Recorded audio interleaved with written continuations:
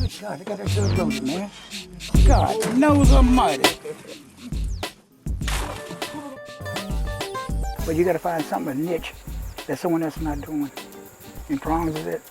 What was the main reason I decided to change from tobacco to producing prong was tobacco's going out, period. And we had to find an alternative product to kind of substitute the tobacco. And the second reason was hip replacements. I had 3 of them done in the past.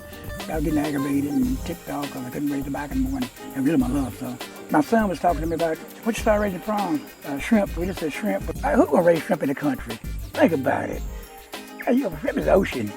So actually we brought the ocean to the country. Yeah, they're good. Okay. Come on. Okay.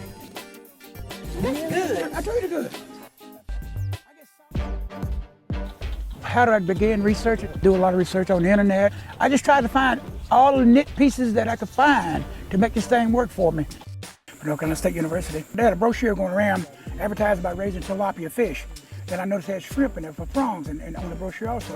When I saw that brochure, man, my whole body lit up because I had been searching for pond production, how pond was constructed, the layout. They had a seminar in Greenville. Down in Greenville, talked to Mike Frisco, Dr. Frisco of North Carolina State University, and sat and went through the class all day with them and come back and dug his 2-acre pond. They stuck with me the first year and showed me how to do it. For the oxygen, the pH, the chemistry on it, nitrates, everything was going on in it. I can look at the water and I tell when it's bad or when it's bad, when it needs to back off feed. You feed too much, it's called something called a blowout. The water, the algae goes so fast that it'll die out on you. If the water turns brown looking. So you're pushing you too much feed, feeding too much. It's a little green now, so feeding just right. When do we stock ponds? We stock from the 1st of May through the 1st of June. We stock about 75,000 juveniles. They're that long as babies when I got this little string here when I get them, right like that. Here they go right here. That's them. They're that long as babies when I got them called juveniles. When I get them, they're about 0.24 grams when I get them. And I get them like this.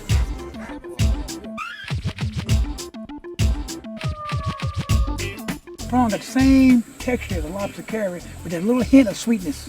The first time I tried them, it's like in between a shrimp and a lobster. And I mean, and you don't even have to go to the coast to get it. I mean, it's a few miles down the road from the house. It's unreal, the taste and flavor. You know, we take them out, we weigh them, and everybody's looking and says, good Lord, you know. This is what we got. 3 or 4 shrimp weighs a pound, you know, and usually 3 or 4 shrimp don't weigh a pound. It's iodine is not in these I got. Iodine is the ones in the ocean. See what I'm saying? So most people can't eat the ones in the ocean, can eat these. It's mine's carry. All the good cholesterol, eat all you want. I mean, I can eat them good. I've been here twice today already.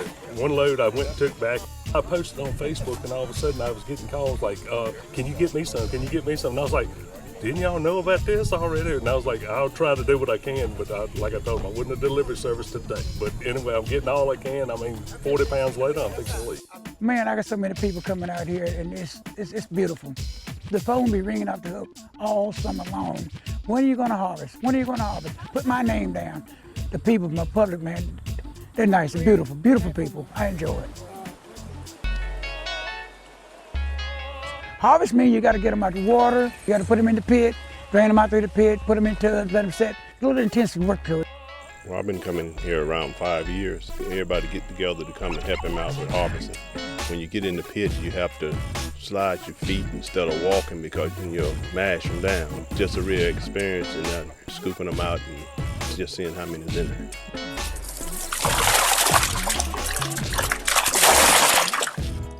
I come every year because it's like a social event for me.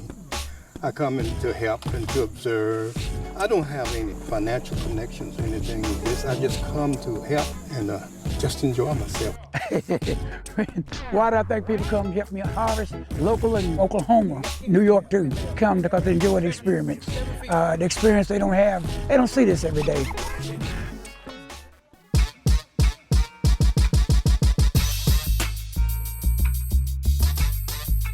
How is it that Joe became such a dynamic prawn producer, supplying the Triangle with such a high-quality product? Like a lot of the growers in North Carolina, really throughout the country, one of our biggest challenges is marketing.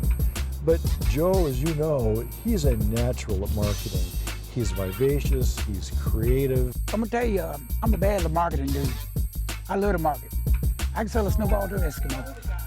Once they taste one, they're sold anyway. His prawns in particular just the fact that they're head on and the size that they are, and from North Carolina is beautiful on our dish. What I'm gonna do probably with these, most likely, is do a twist on the normal shrimp and grits, but kind of upscale it a little bit. There's a sweetness to these prawns that are unlike any other that I can get around here. What is the future success for the prawn business? I'm trying to get some hybrid bass in. If we definitely spawn the third pond here, to add along with the prawn production, and we're gonna try to grow as much as I can, and just as long as I can.